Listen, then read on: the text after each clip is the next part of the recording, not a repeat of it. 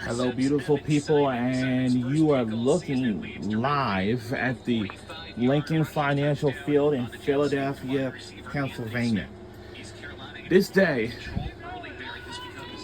it is a very important day because, let me tell you, if we get this win today, we will eventually, we're likely to be a bowl eligible. This is the only win that we must get it.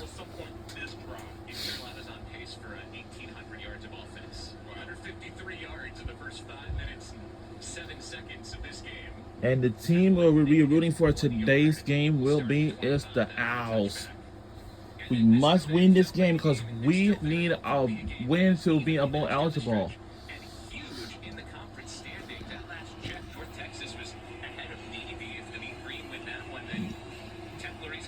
Because Navy, they're in the top spot. They're still undefeated. So they might be going for a race for the championship. But Memphis, it seems like they are going to. Or for Tulane, we don't know. So our record is 5-3. 5-3.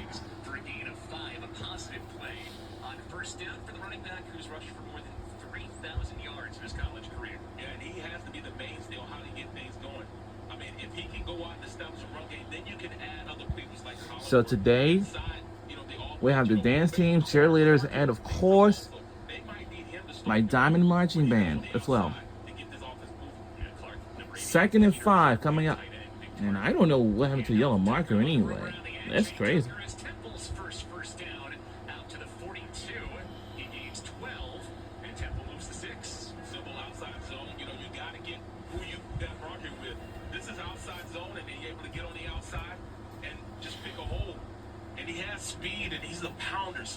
And when I used to come to Temple's football games like I used to,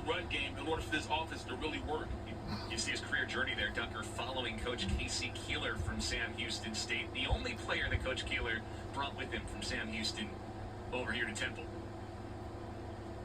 Play action. Simon with time.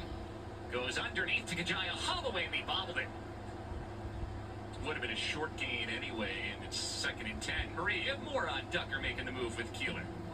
The big reason he came with Casey Keeler to Temple was because Casey Keeler just knows how to win football games, guys. And we've seen that so far from the first-year head coach. As a reminder, in this month of November, my Temple University Diamond Marching Band will be traveling to New York City. I think probably a couple of days right after our last home game of the regular season against the Tulane Green Wave, you know what I mean? Quick out, Kajaya Holloway brings this one in and is buried immediately. Senior DN J.D. Lampley swarmed to him, and it's 3rd and 12. You got to look at how fast this guy turns around and makes his way to the tackle. He's trailing the offensive line, and he almost gets catapulted to make a play on the outside. Temple has to open up a little bit. They have to get some plays down the field to really help this defense from being so efficient and effective up front, getting the penetration that they have. East Carolina averages more than 8 tackles for loss per game. They've got 3 already today. Simon, quick out to the tight end Clark, way short of the sticks, and he lost the football. Going down, the ball came out. Officials blow it dead and say that Clark was down. Looked like that was ripped, but they'll say forward progress was stopped before the ball was ripped out. We're on ESPN Plus for today's game. That's one of the guys that can do it. Clark can roam the middle of the field and you get the ball to him, but they have to be more effective on first down. First down, you got to stay on schedule. And right now, they're not on schedule, which is why they're having so many problems trying to stay on the field for more than 3 plays. It's a fortunate whistle there for Temple as well. Forward progress ruled stopped before the ball came out. Atten with a short punt this time, and it's brought in by the punt returner Kyler Pearson at the 19. East Carolina with the ball once again.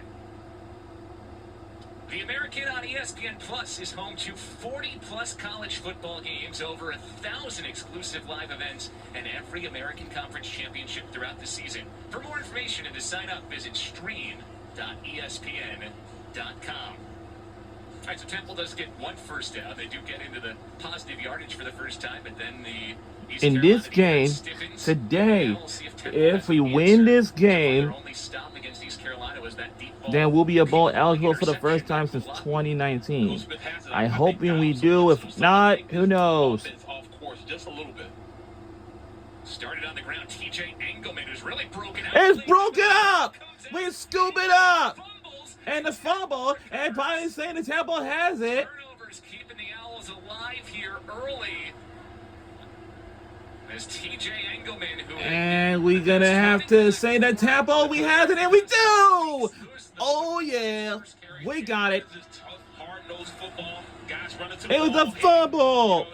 At the end of the day, if you go out and you're more physical than the next team, good things will happen for you. And this team prides themselves on being very physical up front. Wow. It was the ball was out. Gets it out, and this is exactly what this offense needs. At least get a little bit. And this is where you have to make sure. that the And right we had it, position and we goes. do. Jones did a great job Indeed. putting his hat on the ball, getting out. This offense has to do something. I miss doing all that when I was in the diamond band like I used to. To keep going. Jameer Jones knocked it out. We gotta get a win today. We got to. Territory for the first Here we time, go. Starting on the 27. And we Hunter just didn't Smith go is the nowhere. running back for this series, and he goes nowhere. That's a fourth East Carolina tackle for a loss, and we're just past the midway point of the first quarter. Temple's offensive line have to move their feet. They're not moving their feet because if you look at how the defense is playing, they're slanting. And when you slant, you got to stay on the block and keep your feet going. And right now, they're just letting them get into the gap as opposed to just block them. This Temple offense, with offensive coordinator Tyler Walker, not made to be behind the sticks. They like quick hitting, quick passes, a lot of read option. All right. They've been behind the sticks a lot today. Stay on schedule. Hunter Smith fakes in the pass, cuts the inside. Smith dives ahead right near the first down marker. He's half a yard short. Third and less than a yard upcoming for Temple. Bill, just like you said, you got to make these short I hear my band in the background. After the catch, yak yardage is the key. Make sure that you stay on schedule if you're Temple's offense.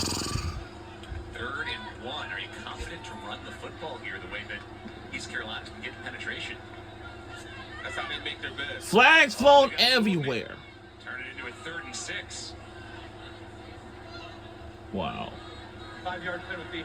This is not what this Temple football team does. They don't make a lot of mistakes, but this is big, especially with them being in the red zone. Jackson Cruz, Oh, the right wow. guard, redshirt junior, called for the false start, so 3rd and 6.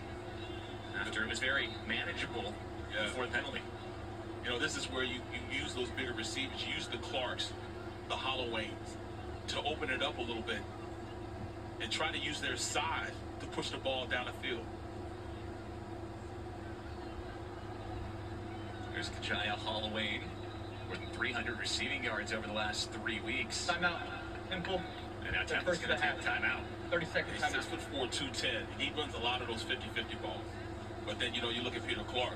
He's a huge monster, man, at 6'6", 265-pound tight end. And they like to use him, especially in the middle of the field, in the red zone, to open things up, to get the ball down to the line of scrimmage or even a touchdown. But you get the good game. You set up 3rd and 1, but then false start, timeout. Getting a little oily again for this Temple squad here as they got to figure something out. They're a team that believes that that's been the big culture change is Casey Keeler's come in and taken a roster that doesn't look all that different from last year and made them believe they can beat good teams. But you got to prove it here with a touchdown on this drive. You feel like if you want to stay in this game and, Yeah. and think you got a chance to surge back here. Got to stay consistent, consistently good, you know. And Coach Walker, you know, I love his game plan. He moves guys around a lot to try to, you know, take the defense out of what they want to do, and that's just play fast. When you motion like that, you got to think more so than react. Walker's Montana State team averaged almost 41 points a game last year. Simon has time to throw here. Heaves it for the And end. in, oh, Comes out. flag is flown on the field in the play. Picture, but that's because he was being interfered with down on the field. I don't know if it's illegal touching or, you know, the pass Pass interference. interference. Defense. Number 10. Automatic. First down. This will be automatic first down. See my band in the background. Temple, you got Holloway, the wide receiver, on a linebacker. Yeah, he was on the seam route in the middle of came over and nudged him and stopped his progression of going to get the ball. He couldn't even stay into his route. He knocked him off his line. So, timely mistake for the Temple and untimely. All right, this is first and goal automatically. We might have a chance on the board. 5:11 remains in the first quarter. Very good this year. You talk to their We are live at the Lincoln Financial Field in Philadelphia, Pennsylvania. red zone defense. They're tops in the conference. We're in Philadelphia, PA. See you, Brother Love. I can see the sun is coming out. Is wrapped up by Riddle and then finished off by Tegan Wilk. And you would think, that's a good run for this Temple team. Running downhill, tough physical football. It's inside zone to the weak side, and just have that, running back for one-on-one against the safety. You want that matchup 9 times out of 10. Here's a 40-yard pickup. Second and goal now from inside the 5. You got Riddle making a play. Here's Ducker in motion. He had 2 receiving touchdowns last week against Tulsa. And touchdown, Temple, and we're on the board. Jay Ducker brings the Owls back into it.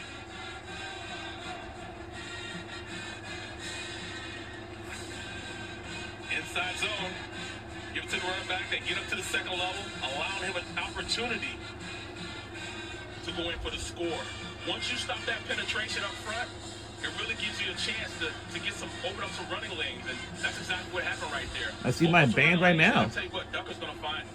So the Engelman fumble setting Temple up in plus territory gets a little bit of a pulse for the Owls, who were getting run out of the building early. They're right back into it at 14-7 after the Carl Harden point after. It's a 1-touchdown game. Vice this, this was a Temple team that built themselves on the culture that they like to have. They want to go out there, out-hit you, out-physical you, and not make a lot of mistakes.